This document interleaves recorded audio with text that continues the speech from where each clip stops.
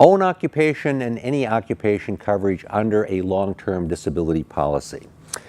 If you watch some of our other video blogs dealing with long-term disability policies, you will know that there is a difference between those policies provided by your employer and those policies that you may purchase individually. Let's take a look at a policy that's provided by an employer. Generally, that policy has two provisions in it.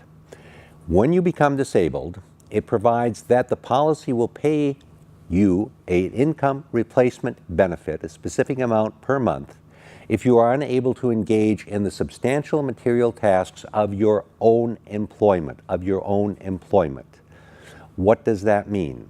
That means, as an example, let's say someone was working as an administrative assistant. They suffered a crush injury to their hand. They can't fully use their hand, may have lost a couple of fingers on one hand, and a substantial task of their employment is being able to type.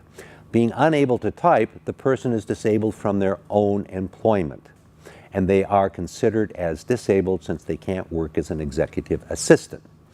Now, as the policy moves forward, it provides that after a period of time, let's say 2 years, which is commonly the case, then the policy becomes an any occupation policy, meaning that you must be disabled from any occupation.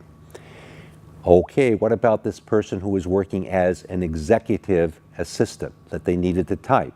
Well, they can't type, but there are a number of things that they can do utilizing one hand. They could possibly work as a Walmart greeter or do something else. Because that is an occupation which is available, the person is then not considered disabled by the insurance company, because the standard of review has moved from own occupation to any occupation. Now, many insurance companies, when that happens, will send out a letter before the own occupation period expires, advising someone that they are going to be moving into an any occupation period. Most people don't attach any significance to that. What they do attach significance to is when they get a denial letter. If they get a denial letter, they need to see an attorney who is experienced in this kind of law, because it requires carefully looking at the medical records, looking at the policy terms and conditions. And many times someone who's injured and unable to provide the work for their own occupation will also be unable to work in any occupation. And you need somebody very skilled in the policy language and in being able to review medical records to make that determination. See a good attorney who's knowledgeable in this area.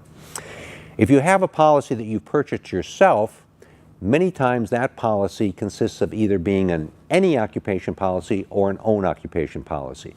Most policies that people purchase from an insurance company directly are usually own occupation policies. And a lot of people who are involved in the medical profession buy own occupation policies that provide basically, if they cannot do the work of their profession, whether it's an ophthalmologist, whether it's a dental hygienist, whether it is a surgeon, if they're unable to do the substantial material parts of that work, that they will be considered disabled and that they then can receive those benefits under the policy.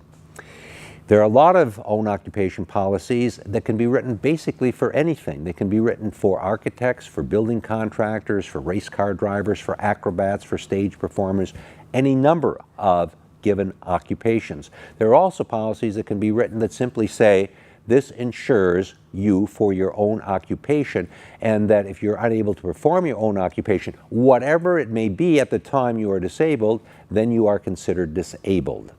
The own occupation policies that you purchase individually many times do not move to an any occupation policy and remain own occupation policies throughout the duration of the policy.